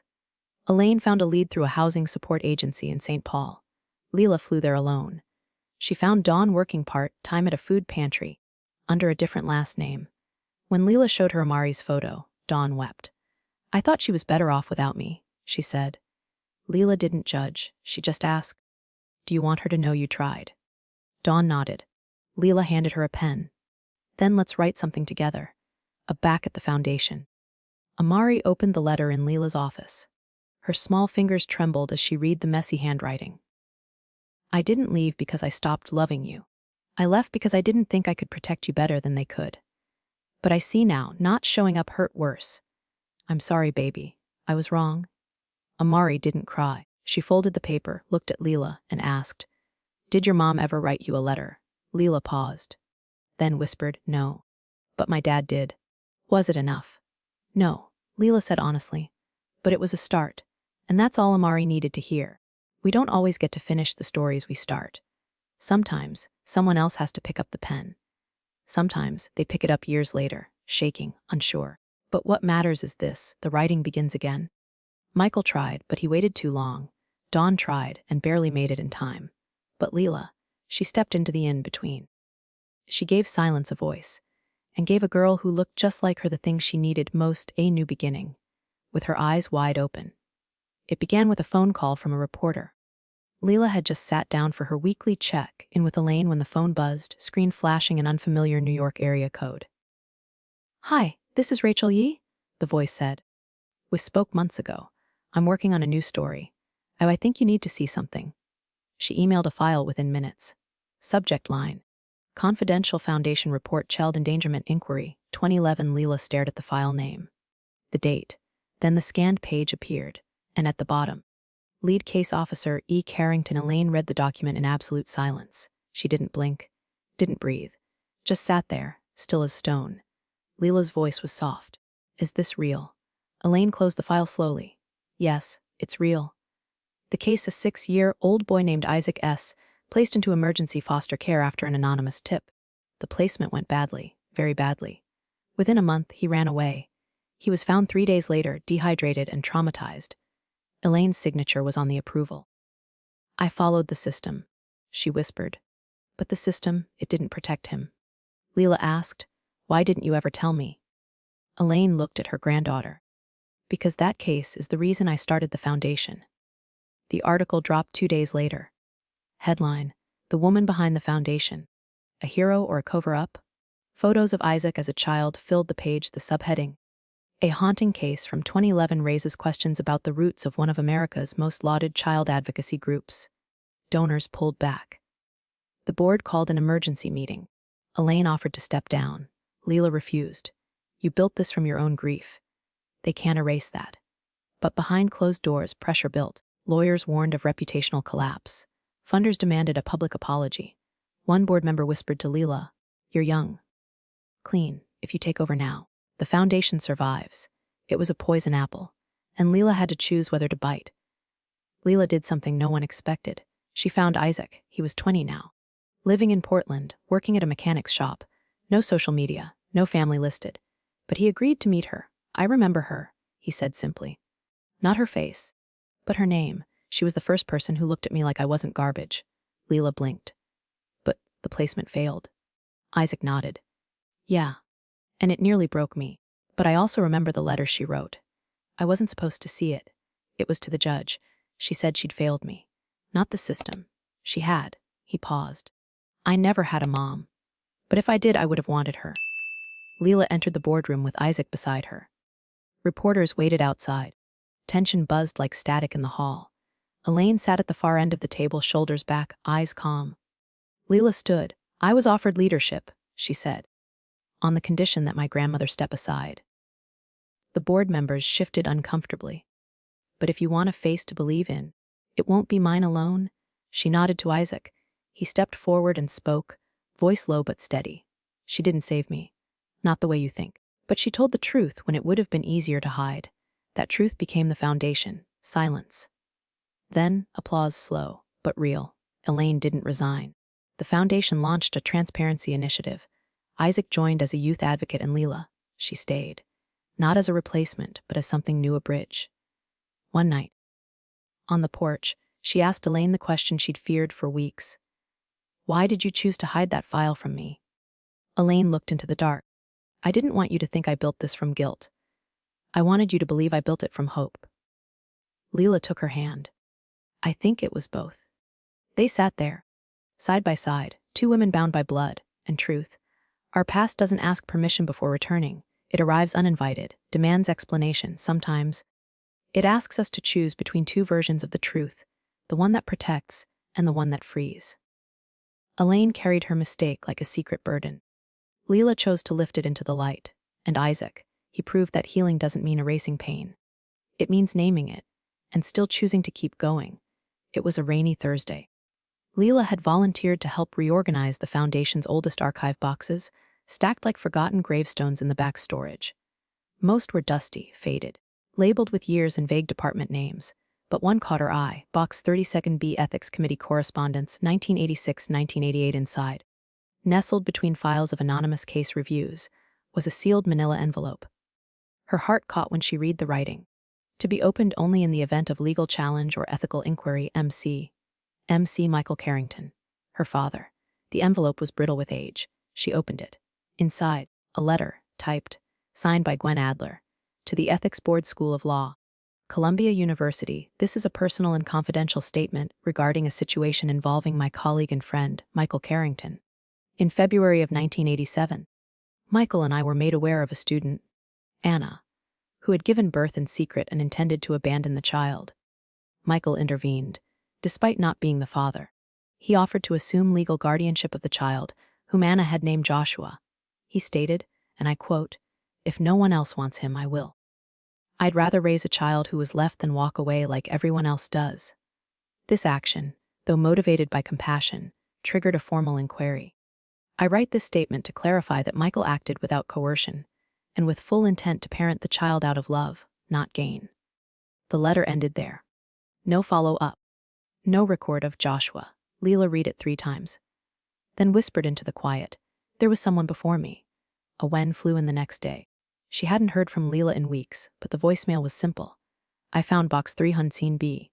I need the truth." They met on the porch. Leela handed her the letter. Gwen didn't even blink, just stared at it. I was hoping that box had been lost. Who was the baby? Leela asked. Gwen sat down slowly. We never found out. Leela's eyes narrowed. What? She was gone. The girl Anna disappeared 2 days before the paperwork was finalized. The baby with her. Michael didn't tell you. He did. But he never stopped blaming himself. Said maybe if he'd tried harder, the baby could have had a life. Leela asked, "Is that why he kept looking for strays? For girls like me?" Gwen whispered, "No.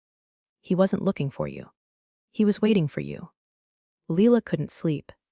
She kept seeing that sentence from Gwen's letter. "If no one else wants him, I will." It haunted her. Not because it was sad, but because it sounded exactly like her. The way she fought for Amari. The way she looked at every broken file and thought, "Not again, not on my watch." She looked through every digital record she could find. Births, adoptions, emergency placements from 1987 in New York. She found nothing. Until, buried in a forgotten state system archive, she found a partial scan. Joshua, male, born Feb 6, 1987. No last name. No legal birth certificate filed. And a scribbled note from a nurse, mother gave false name. Left hospital before social services could intervene, gone. Just like that. That weekend, Leela and Elaine sat on the back steps in silence. She handed Elaine the letter. Elaine read it carefully, then folded it, and asked the question Leela feared most. "Are you wondering if he loved him more than you?" Leela looked down. "I'm wondering if part of him loved me because of him." Elaine was quiet for a long time, then said, "When I first brought you to Michael, he looked at you like someone who'd finally come home. Not like someone who saw a ghost." Leela looked up. "You sure?" Then Elaine added, with a sad smile, "But even if he did carry someone else in his heart, you're the one who stayed there." Gwen left the next morning. She left Leela a note. "Michael never forgot that baby. But that didn't mean he loved you as a substitute. You were his beginning and his ending. I know this because I was the space in between. And it was never enough." That day, Leela archived the letter in the Foundation's private records, not to bury it, but to honor it. Because love, she realized, isn't always clean. Sometimes it starts as an apology. Sometimes it starts too late, but when it's real, it stays. Even if no one remembers how it began, we all carry ghosts. People we couldn't save, people we almost became, people we never met but somehow still shape our lives. Michael almost became a father long before Leela was born. He didn't get to keep that child, but he kept the ache. And maybe that ache became a compass. One that pointed him back to the daughter who was never a replacement, only a return. The National Child Advocacy Summit was held in Boston. 3,000 attendees, hundreds of press, and one speaker whose name had begun to mean something. Leela Carrington, granddaughter of Elaine, daughter of Michael, advocate.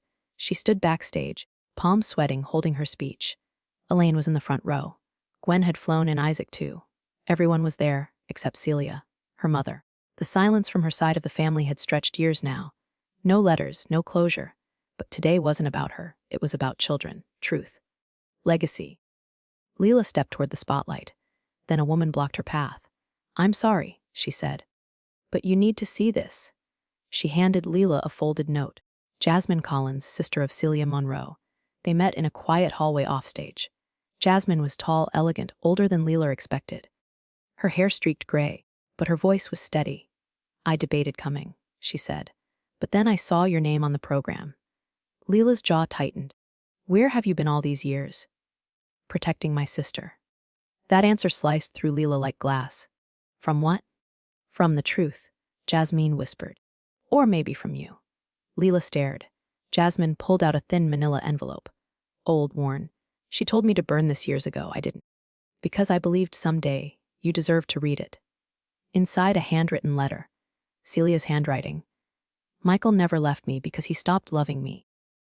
He left because I forced him to choose. I told him I didn't want a child with a man who couldn't give me his full attention. I told him I wouldn't raise a daughter in the shadow of a man haunted by the idea of another child. Some ghost he couldn't save. I said things I didn't mean. Things that made him walk away. But here's the truth: I thought I was saving her from disappointment. From his fractured heart. I didn't want Leela to grow up always wondering if she was enough. So I lied. I said he left. But really, I pushed him away. And I never forgave myself." Leela couldn't move. Jasmine whispered, "She died 5 years ago. I wanted to wait for the right time. Maybe there isn't one." Leela stood on stage 10 minutes later. The lights were blinding. Her hands still shook. She looked at the crowd. At Elaine. At Gwen, at Isaac. At Jasmine standing quietly at the edge. And she rewrote everything she was going to say. Right there. "Good morning," she began. "My name is Leela Carrington, and I was raised by half-truths." A murmur rippled through the audience. "I was told my father left. That he chose distance, that he walked away." She paused. "That wasn't true." Silence. "He didn't walk away. He was pushed. Out of fear, out of pain.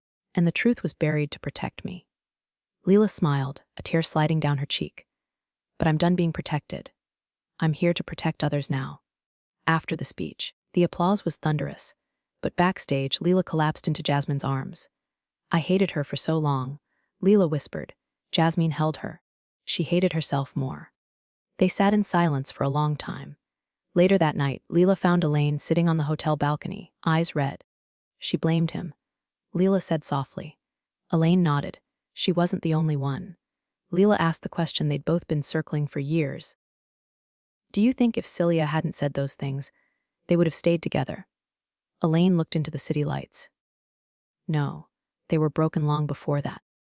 But maybe he wouldn't have carried so much guilt." Leela decided not to publish the letter.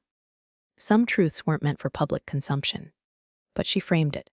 Quietly, placed it in her office at the foundation, next to Michael's journal, and Gwen's letter, a museum of ghosts and love. Weeks later, Jasmine sent one final package. Inside, a photograph. Celia in her 20s holding baby Leela. On the back, she looked like you from the start. And I was terrified. Leela cried for a long time. Not out recognition. Because at last, the story made sense, not perfect, but whole. We build our lives on the stories we're told. And sometimes, they aren't true. Not because people want to hurt us, but because they're trying to protect us from their own pain. Celia lied. Michael left. But in between, love still existed. Messy, flamin'. And now, Leela carries all of it, not as a wound, but as proof that even broken truths can lead to beautiful beginnings. The foundation was no longer just a local voice. Thanks to Leela's summit speech and years of quiet, stubborn work, they were about to launch a national campaign. Not invisible. Every child counts. Billboards. Media coverage. A 10-part documentary series. Elaine stood beside Leela at the press launch, smiling like she hadn't in years. You did this, she said quietly. No, Leela replied. We did. But beneath the celebration something else stirred. An email. Subject line. San Fiel Federal Advisory Role Invitation. It came from the Office of Child Welfare Reform. A new division under the Department of Health and Human Services. The position, Senior National Policy Advisor Child Advocacy and System Reform. They flew her to Washington, D.C. first class. A black car picked her up from the airport. The meeting was in a quiet government building, far from the Capitol. No press, no cameras. Just 4 people. And one of them, Jonah Clark, Special Liaison to the Secretary of Health and Human Services. He was younger than she expected. Early 40s, direct, polished, calm. We want you because you've lived it, he said simply. Leela nodded slowly. I'm not a policy person. Neither were most changemakers, he said. But you've seen what the system looks like from the ground. We need that clarity. The salary was 6 times what she made at the foundation. The power, limitless. The catch. She'd have to leave everything behind. Elaine said nothing when Leela told her. Not right away. Just sat, expression unreadable. Then finally, you should do it. Leela frowned. You don't mean that. Elaine smiled, but her eyes didn't. I do. You're ready. The world needs voices like yours at the top. But it's okay to admit that leaving scares you. Leela sat in silence. Would you think I was abandoning what we built? Elaine looked at her. I think you're brave enough to walk into rooms I was never invited into. That doesn't dishonor this place. It proves it worked. Then, softer, but I'll miss you every day. That night, Leela stayed late at the foundation. She pulled an old file randomly from the archive shelf. A boy named Mateo, 5 years old, placed in a home that saved him, a perfect case, a small miracle. She remembered fighting for that placement, arguing with a judge, making calls at midnight, the kind of advocacy you couldn't do from an office in Washington. And yet, she also remembered how often her hands were tied. How often the system won. How many Mateos never got their miracle. Would she have more power to fix that elsewhere? Was walking away from the ground the only way to change the sky? A week later, she made her decision. Jonah Clark met her in a coffee shop in Boston. She handed him a sealed envelope. Inside a letter, I will accept the offer on one condition. That my first 6 months be spent in field review, embedded in systems across 5 states. If I'm going to write policy, I want my hands dirty first. Jonah raised an eyebrow, then smiled. Carrington style. I see. Later that night, Leela met Elaine in the garden behind the foundation. I'm not leaving tomorrow, she said. Elaine nodded. I know, but you're becoming. They held hands. No sadness, only change. Leela didn't pack up her office. She left it as is, on purpose. A small photo of Michael, a letter from Amari, a drawing Isaac made of the foundation's first building, a space not closed, just paused. Elaine announced a new interim director, not a replacement, a steward. As for Leela, she left Boston quietly. No press release, no headlines, just a suitcase, a plan, and a promise that the child she used to be would never be forgotten. And the woman she was becoming would never forget where she started. Sometimes the hardest thing isn't letting go. It's allowing yourself to grow beyond the place that healed you. Leela didn't abandon the foundation. She extended it. Because when a place does its job, really does it, it gives you the strength to leave it better than you found it. Elaine built something from sorrow. Leela turned it into motion. And now, the child who was once voiceless was about to speak for millions. Kalispell, Montana, wasn't on Lila's original route. She was supposed to spend 3 days in Helena reviewing foster protocols, then fly to Seattle. But a last-minute request from a local youth center redirected her. "Just meet the boy," the email had said. "We think he's special, but something's off." The boy's name, Aiden West, age 17, no known biological family. Born in February 1987, no birth certificate, no original hospital records, just a scribbled note in his earliest foster file, left at clinic. No mother claimed. No last name confirmed. Something in Lila's chest tightened. February 1987. Her hands started to tremble. Aiden was tall, lean, tense like a spring. He didn't smile when she entered the youth center room.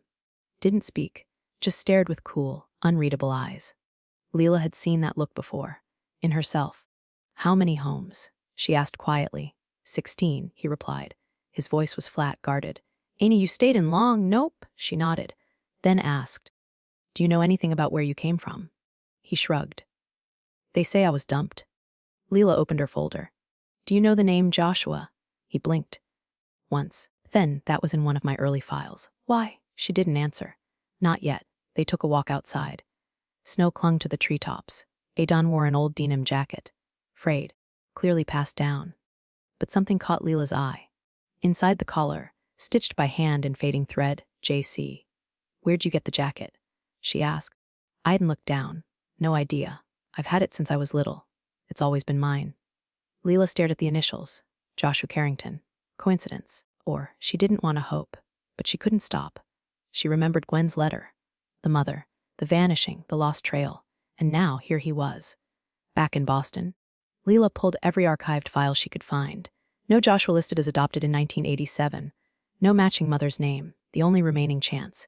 DNA she called Jonah Clark. "I need access to federal archives for a sealed kinship verification," she said.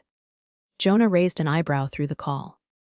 "This has to do with your father, doesn't it?" She didn't deny it. "Run it," he said, "but prepare yourself." The test results took 2 weeks. When they came, she opened them alone. Final line. "Probability of direct biological relationship to Michael Carrington's percent." Lila blinked. Not Michael's child. But a note followed. "Secondary match detected. 99.4% probability of shared mitochondrial DNA with Gwen Adler." Lila gasped. Gwen sat across from her quiet. "You knew, didn't you?" Lila asked. Gwen nodded slowly. "His not Michael's," she said. "He's mine." Lila's breath caught. "What?" Gwen's voice cracked. "I was the one who helped that girl. Anna." "That's what I told the board. But Anna never existed." "No, she did. But she wasn't the one pregnant. You were." Gwen closed her eyes. "I was tornified. I couldn't raise him. Not then. So I made up a story. Michael offered to help. He never knew the truth. And you let him believe. I thought it would be easier. That I could forget. But I never did." Aiden sat across from her again. This time in Boston. In the Foundation's conference room, Lila laid out the file, the test. The truth, Gwen's name, the lie, the love. He didn't cry. Didn't speak for a long time. Then finally, "She was always kind to me, even before she knew." I wondered why. Lila asked, "Do you want to meet her?" He hesitated. "Then?" "Only if she's ready to tell me everything. No more lies." Lila nodded. "I'll make sure of it." He stood, looked out the window and whispered, "So I'm not nobody. We spend our lives trying to find where we begin. Sometimes the story we've been told is a patchwork of lies, fear, and silence. But truth has a way of surfacing. Even through the thinnest threads. Aiden wasn't Michael's son. He was Gwen's. And in her attempt to hide her past, she left a boy searching for his place in the world. Now, he had a name. Not Joshua. Not a lost baby in a file. Just Aiden, a boy who wasn't invisible anymore. For 14 days, everything felt almost normal. Aiden moved into a guest room at Elaine's house. He didn't talk much, but he ate dinner at the table. Walked the dog. Started sketching again. Lila gave him space, but when he did talk, he asked deep questions. About Michael. About Gwen. About why she never came back for me. Lila didn't have all the answers, but she promised one thing. "You're not a secret anymore." He nodded. And for a moment, it felt like they had all the time in the world to rebuild. Until the news broke. It started with a tweet. Bira Akienji, a senior Foundation official, knowingly concealed the biological mother of a former abandoned child, who was her longtime colleague. Then an expose. Then full-blown national news coverage. Photos of Gwen, photos of Aiden. And most damning of all, Gwen's letter to the Ethics Committee from 1987, released without consent. The headline read, "The Woman Who Lied, and the Boy Who Vanished." Within 24 hours, Gwen's inbox was full of hate, and Leela's phone rang nonstop. From reporters, from government officials, from Jonah. "You need to issue a statement fast." Elaine was furious, not at Leela, not at Aiden, but at Gwen. "She let this sit for 35 years, then handed you the mess," she snapped. "She didn't leak it," Leela defended. "No," Elaine replied. "But she made it possible. She left the door unlocked, and now they've walked in." Leela didn't argue. She just asked, "Would you have done any different?" Elaine froze. Then, quietly, "No, but I would have stayed." That night, Leela found Elaine sitting in the dark, watching the news cycle loop over and over again. They didn't speak, because sometimes pain didn't need narration. Aiden read every article, then went completely silent for 3 days. No sketching, no talking, no dinner table. Leela finally knocked on his door. "I didn't know they'd do this," she said. He looked up slowly. "Now the whole world knows I was the baby she threw away." "No," Leela said gently. "Now they know you're a survivor." He didn't believe her. She could see it in his eyes. "I didn't want the story," he whispered. "I know." She had 17 years. "I know." He looked away. "Do I have to forgive her?" Leela sat beside him. "No, you only have to decide what you'll do with the truth." The foundation drafted a formal response, but Leela refused to let the PR team write it alone. She sat with a blank page for hours, then wrote, "Every child deserves to know their truth, even when that truth is messy, even when it hurts." Gwen Adler has served this foundation with integrity for over 3 decades. Her past does not erase her present. We do not condone secrecy. We do not punish vulnerability. We stand with every child and every adult who has had to live with the consequences of silence. We are not perfect, but we are still standing. She signed it herself and posted it. Gwen went dark. She turned off her phone, canceled meetings, disappeared. Leela went to her apartment. Gwen opened the door with hollow eyes.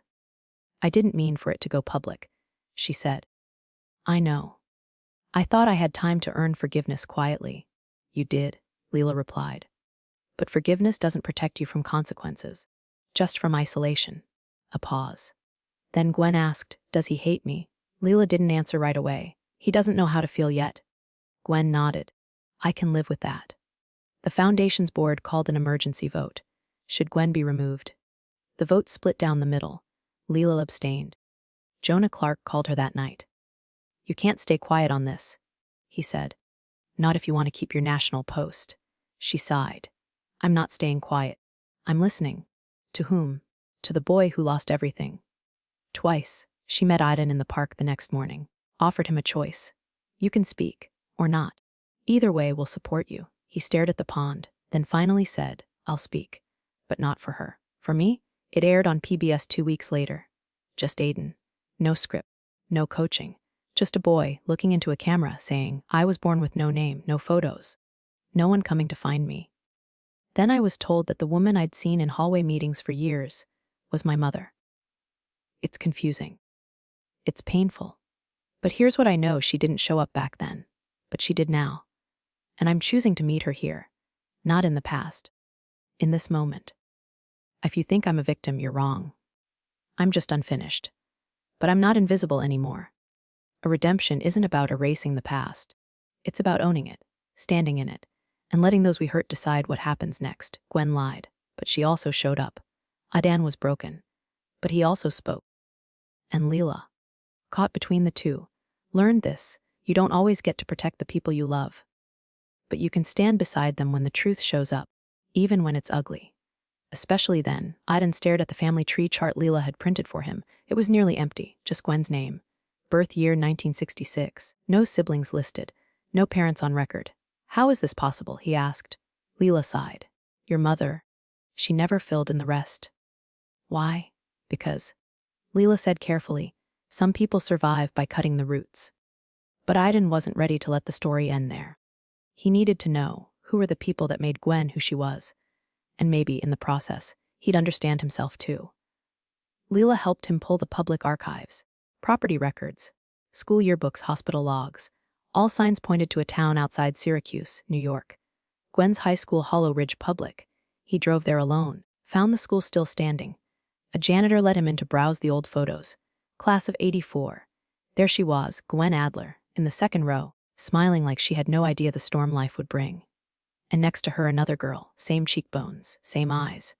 Named Deborah Adler, twin, sister. He circled the name and began searching for her. It took weeks. But eventually, he found an obituary for a Lucille Adler, Gwen's mother.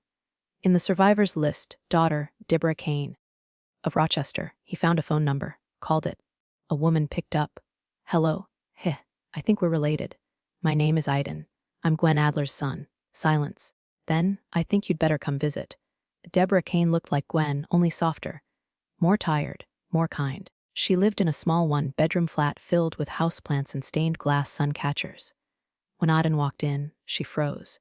You have her eyes, she said. I didn't know she had a sister. She doesn't, Deborah said. I'm her cousin. But we were raised like sisters. What happened? Deborah sighed. We were close until Gwen got pregnant. Aiden, tensed, Deborah continued. She never told anyone who the father was. Just ran. Wouldn't say where. Wouldn't say why. And when she came back, she was different. Cold shut down. Aiden asked us, did she ever talk about me? No, but I saw the pain. Every Christmas. Every birthday. Then Deborah handed him an envelope. She left this with me. Told me to give it to her son if he ever came looking. Aiden, I don't know if you'll ever read this. But if you do, know that I loved you. Not always the right way. Not loudly. Not consistently. But completely. I was young. I was afraid. And I was trying to survive things I couldn't name. There's something else you need to know. Your father. He wasn't a stranger. He was someone I trusted. Someone I thought would protect me. But he didn't. I ran to hide you from him. I thought it was safer if no one knew who you were. I didn't just abandon you. I protected you the only way I knew how. But I'm sorry, because in trying to save you from him, I might have lost you forever. Mom. Back in Boston. Aiden didn't speak to Gwen for 3 days. Then he asked to meet her alone. She came pale and prepared. I found Deborah, he said. Gwen closed her eyes. And I read your letter. A long silence. Then, you told me I was abandoned. You let me believe I was unwanted. I know. Why? Because if I told you the truth, she whispered, you'd hate him. And part of me still did. But the other part blamed myself for choosing him. Who was he? Gwen's eyes filled with tears. Your father was someone I trusted in college. A mentor. He hurt me. I never pressed charges. I just ran. Aiden clenched his jaw. Then asked, did he ever try to find me? No. He never knew you existed. Good. That night, Aiden sat with Leela on the porch. The stars were out. He said, turns out, I come from pain. Leela replied, we all do. But that doesn't define where you go next. He nodded. I don't want to be angry forever. You don't have to be. Can you forgive someone who is just surviving? Leela looked at him. I think forgiveness begins where shame ends. He didn't reply. But he reached into his jacket, pulled out Gwen's letter, and folded it into his back pocket. Close to him. But not hidden. Some people don't bury the truth to deceive you. They bury it to survive. Gwen ran not because she didn't love Aiden, but because she was trying to keep him safe from a darkness she couldn't fight. But eventually, buried truths grow roots. They sprout through cracks. They ask to be known. And when they're finally uncovered, healing begins not with blame, hope, but with willingness. To understand. To listen. To let someone change. It arrived at 9:42 a.m. on a Tuesday. Subject, Aiden, let's share your journey with the world. From Victoria Hale. Executive producer, Northlight Media. The same studio behind Unseen, the Forgotten Foster Kids. The pitch was glowing. Your story is raw, real, and deeply needed. We believe millions will find hope in it. A 3-part docuseries. You narrate, you lead, you own it. And then the hook. Let's rewrite what it means to be abandoned. Aiden stared at the screen, then shut the laptop. He sat beside Elaine that afternoon. I got offered a documentary, he said flatly. Elaine didn't react. Big network. He nodded. They want everything. Your story, she asked. No, all of it. Gwen. The lie, Michael. The test, the letter. Elaine took a breath. And what do you want? I don't know. She looked at him gently. Well, then don't say yes. Not yet. Your story doesn't vanish just because you don't perform it. He found Gwen in the Foundation's back office. Filing. Always filing. Would you be mad if I told the world everything? She turned to him slowly. No. Even if it makes you look bad. She smiled faintly. I already look bad. That's not true. Maybe not to you, she said softly. But the world's never been kind to imperfect women. He sat across from her. I think they want to make me into a symbol. You're not one. I know. But what if people need one? Gwen reached out, hesitantly, then placed a hand over his. Just promise me you won't give them everything until you know you're not bleeding anymore. Leela took him to dinner that night. He told her everything. She listened. Quiet, steady, then said, truth is sacred. But in the wrong hands it becomes content. Aiden frowned. You think I shouldn't do it? I think you should ask, are you ready for your pain to be public property? A pause. Then she added, some stories change the world. Others just get consumed. Northlight sent over a preliminary contract, 20 pages, legal jargon, control clauses, approval rights. One line made his stomach twist. Production reserves final editorial say on narrative structure.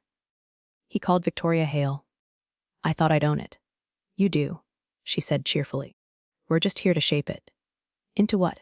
Something digestible, inspiring, with a full circle arc. He hung up and didn't sleep that night. The next morning, he visited Deborah, Gwen's cousin, showed her the contract. She raised an eyebrow. They want to make you a product. I thought they wanted the truth. They want a digestible truth. You cleaned up, pain packaged. Aiden exhaled.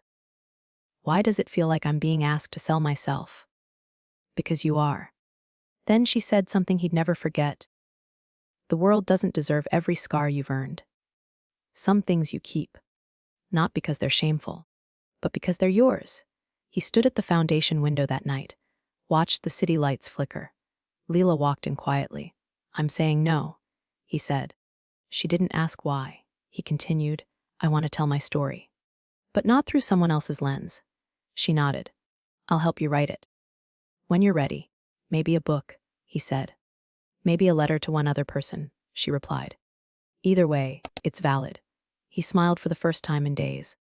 I'm tired of being shaped. Then stop. And just like that he did. There's power in sharing your truth. But there's dignity in choosing when, how, and with whom. Aiden didn't choose silence. He chose sovereignty. In a world obsessed with exposure, he learned that keeping some things sacred wasn't weakness. It was wisdom. Because not every bruise needs to be broadcast, and not every survival story needs an audience. Sometimes healing is quiet, and just for you. It came on a Friday. No return address. Just his name, Aiden West, scribbled in pen that bled slightly through the envelope. Inside a single folded page, typed on a manual typewriter. If you're reading this, I suppose Gwen never told you the full story. She left because she saw something she wasn't supposed to. I was there. I worked with your father. My name is Edward Black. I owe you both an apology. I stayed silent too long. Aiden's heart thudded. He rayed on. Leela helped Aiden look up Edward. Former administrator, Northeastern University, retired, currently living in Maine. They drove out the next day. Edward met them in a modest, ivy-covered cottage, bald, wrinkled, breathing with the help of an oxygen machine, but sharp. He looked Aiden over once, then whispered, You look like her. Thank God. Edward poured them tea with shaking hands. Then began. Your father, Charles, I didn't know what he was until it was too late. He was a professor. Charismatic, generous with recommendations, but he had a darkness, one he hid well. Aiden clenched his fists. Edward continued. Gwen came to me after a conference trip. She was trembling. Told me she'd overheard him in a hotel room, coercing a younger student. She wanted to report it. But I told her not to. I was scared. He'd tenure, connections. He could ruin us all. Leela's eyes narrowed. Edward looked ashamed. Next thing I knew, she vanished. No resignation. No goodbye. Just gone. Edward handed Aiden an old manila folder. Mark Canfiant Ale Title IX 1986 inside 3 anonymous complaints. One handwritten note. He offered to change my grade if I came to his hotel room. And at the bottom, a letter from Gwen, never mailed. To whom it may concern, if anything happens to me, please know Professor C.R. is not who he pretends to be. I am leaving for my safety and for my child's. Aiden froze. He looked at Edward. You kept this? Edward nodded. For years. I didn't have the courage to act. But maybe you do.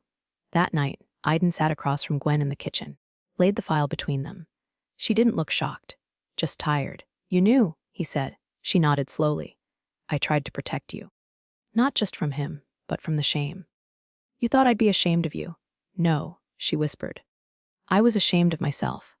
For not fighting harder. For running. Aiden's voice broke. You fought by surviving. They sat in silence for a long time. Then Gwen reached out, took his hand.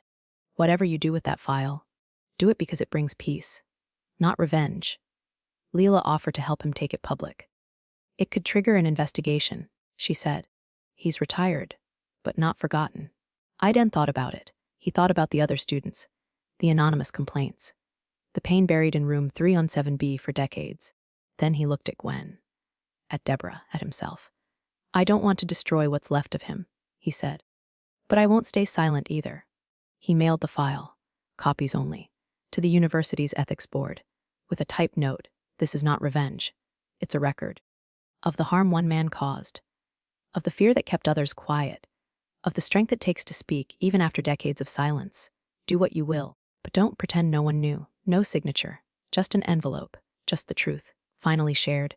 The truth, once uncovered, demands not retribution, but responsibility. Gwen didn't run because she was weak. She ran because no one listened. Edward didn't speak because he was afraid. Now he lives with that silence. But Aiden, he stood at the edge of inherited pain and chose to turn it into accountability. He didn't expose the past for applause. He simply refused to let the silence win, because the past can haunt, but the truth can heal. The email came 3 days after the file was mailed. Subject: You don't know me, but I know what he did. Body. I was one of them. 1985. Intro to Political Theory. He called me promising, then made sure I never graduated. I read what you sent. I know it was you.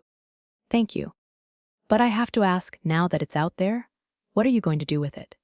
Will you help us speak? Sainid JL. Jessica Lane. Jessica was in her late 50s. She wore a dark coat, short gray curls tucked behind one ear, and eyes that never stayed still for long. They met at a diner near the river. I almost didn't email you, she said. I didn't want to reopen anything. But you did, Aiden said.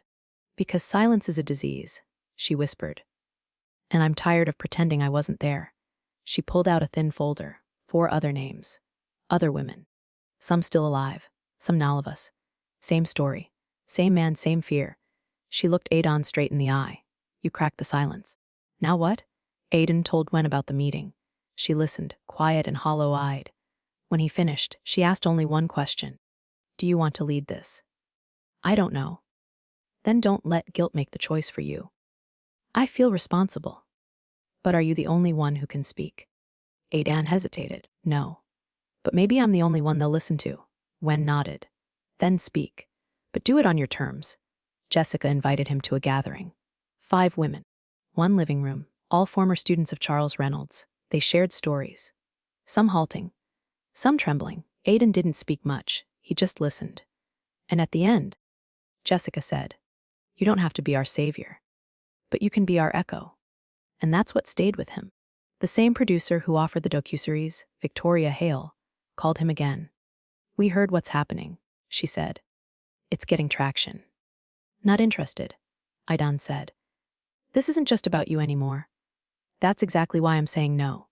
He hung up, then turned to Leela. I want to do this differently, she smiled. You mean on your own terms? Yes. He proposed a digital archive, not a book, not a show, just a quiet website. What was taken? Each person could write their story, anonymously, or openly, no filters, no scripts, no edits, just truth.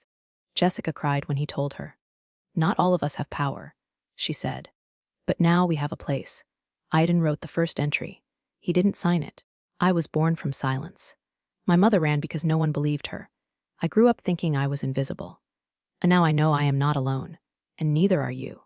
Within a week, within a month, 50. Within 3 months, over 300. Some were raw, some were poetic, some were one-liners. I said no. He didn't care. And they kept coming. Some stories aren't meant for applause. They're meant for release. Aiden didn't become a hero. He didn't wear a cape. He simply opened a door. And when he did, people walked through with trembling steps, and found each other. Because healing isn't always about being heard. Sometimes it's about knowing someone will listen. It was a rainy Thursday when the knock came. An older woman stood on the porch, holding a brown envelope and a faded umbrella. "Is this the West residence?" she asked. "I'm Madame," he replied. She smiled gently. "I'm Miriam. I knew your father, Michael West." Aiden blinked. "You knew my dad?" "He was my best friend," she said softly. "He left something with me. Something I think you need now." Inside, 5 handwritten letters. Dates ranged from 1993 to 2002, all addressed, 1. Aiden stared at the pages, hands trembling. "I didn't know he ever wrote her." Miriam nodded. "He did, often. But he never sent them. Said she wouldn't read them anyway. Said some truths were too late." "Why keep them?" "Because," she whispered. "He wrote them like prayers. And sometimes prayers need witnesses. It's been 4 years since you left. I heard through someone that you had a son. I don't know if he's mine. I don't need to know. I just hope he's safe. I still play the song you used to hum when we drove to the lake. It doesn't hurt less. I just wanted to say I'm sorry I didn't see it sooner. What you were going through. What Charles was. I thought staying silent was neutrality. But it was betrayal. You deserved a better ally. Michael." "Gwen, I saw you from across the street last week. You didn't see me. Or maybe you did and chose not to wave. That's fair. Tired but strong. I wish I could undo what silence cost you. And maybe cost your son too. If he ever wants to know who I was. I was the man who didn't deserve either of you, but never stopped hoping you'd both be okay. I work with kids now. Funny, right? I teach them how to use their voices, how to tell the truth before it gets swallowed. I wonder if you'd laugh at the irony, or maybe forgive it. Some nights, I sit by the window and imagine you reading this. Not to reply, just to know someone regretted the silence. Always Michael." Aiden didn't read the last 2 letters. He walked them to Gwen's home, handed them to her. She took them without a word, sat down on the porch, read, cried, laughed bitterly, then said, "He always had the right words, just never at the right time. But he tried," Aiden said. Yes? She nodded. "And that matters." That night, Aiden sat with Miriam. Asked her the one thing he never dared ask Gwen. Was Michael in love with her? Miriam didn't hesitate. Yes, but he never told her. He did, just not in the way she needed. Aiden leaned back. And did she love him? She feared him. Miriam said softly, "Because love after betrayal is a dangerous hope." A long silence. Then Aiden whispered, "But maybe he changed." And Miriam smiled sadly. "He did. But sometimes, people become better versions of themselves when it's already too late." Some letters are never sent. Not because they don't matter, but because the sender doesn't believe they deserve to be read. Michael wasn't a perfect man, but he tried to become one, even when no one was watching. And Gwen? She forgave, not because it erased the pain, but because she saw the weight of his regret. In the end, the truth didn't heal everything, but it made the silence bearable. Aiden found one more letter, folded into the back of the envelope. This one wasn't addressed to Gwen. It was addressed to him. Written in a different tone, more fatherly, more raw. "Aiden, if Miriam ever gives you this, then I've passed on. I'm sorry I never told you the truth. That I loved your mother, that I failed her, that I failed you in so many small invisible ways. But I tried, in the end, to be a better man. Not so you'd forgive me, but so that if you ever wondered who raised you, you could say he tried. If you become a father someday, don't be me. Be better earlier. Love." Dad. Aiden folded the letter, pressed it to his chest, and whispered, "I know you tried." 2 weeks later, Leela received a call, a prominent literary agent from New York. They'd read the digital archive, what was taken, and wanted to speak not with Adan, but with Leela. "You were the quiet thread through all of it," the agent said. "The one who stayed, who listened, who built something from ash. We want to publish this story, from your eyes. What it means to be the one who holds everyone else together." Leela stared out the window, heart pounding. She never asked to be the narrator. But maybe the story needed one. Gwen had started planting again. Tomatoes, lavender, bell peppers, her hands in soil, her mind quieter. One afternoon, Aiden sat beside her, watching her dig. Do you think he ever forgave himself? He asked. She didn't look up. I think he spent the rest of his life trying to. A pause. Then she added, and that's enough for me. Leela agreed to write the book, not because she wanted fame, but because she believed in testimony. Adan supported her. Gwen gave her blessing. Elaine offered her old journals. Even Miriam contributed. What began as a scar was finally becoming a story. Forgiveness isn't forgetting. It's choosing not to let the wound define the rest of your life. Michael's silence was a failure. But his final letters were acts of courage. Gwen's escape was not cowardice. It was survival. Adan's questions did not destroy his past. They gave it meaning. And now, with Leela ready to put it all into words, the story that began with silence is ready to be spoken out loud. Leela finished the manuscript in late October. She titled it, What Was Taken: A Story of Silence, Memory, and Becoming. It wasn't flashy. It wasn't linear. It was fragments, like memory, like healing. The publisher loved it. No edits. Just one note, this isn't a memoir. It's a lighthouse. When Leela handed Adan the advance copy, she said only, I didn't write it about you. I wrote it with you. He read it in one night, then read it again slower, paused at the chapter titled, The Boy Who Didn't Speak, then couldn't stop listening. It ended with a single line. He never asked to become a legacy. He simply refused to remain a silence. Wen read it in the garden, cried once, laughed twice, then closed the book. A hell of a thing to survive long enough to be footnoted, she joked. But that night, she slept with the book on her nightstand, next to her old photo of Michael and a lavender sprig from her garden. At the book's launch event, Elaine stood at the mic. Crowd 200, mostly women. Some had posted in Aidan's archive. Some had stayed silent. All were listening. Elaine said, This book is not a scream, it's a breath.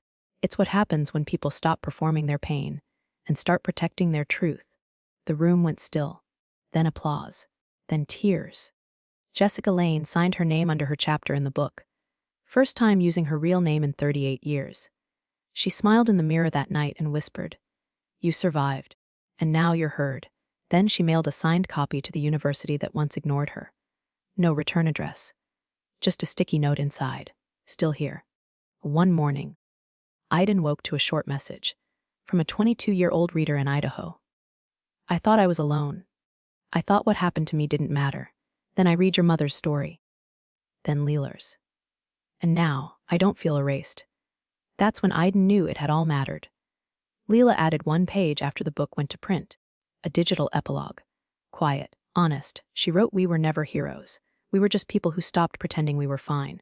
And somehow, that was enough to open a door for someone else.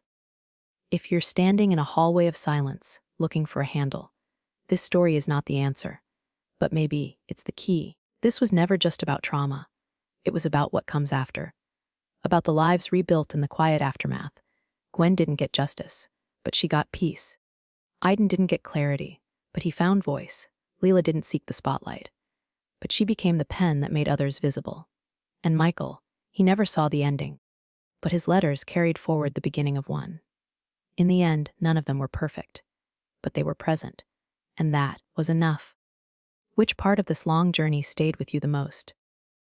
We'd love to hear how it touched your heart. Subscribe to Telling Story with Me for more generational stories that start in silence and end in strength.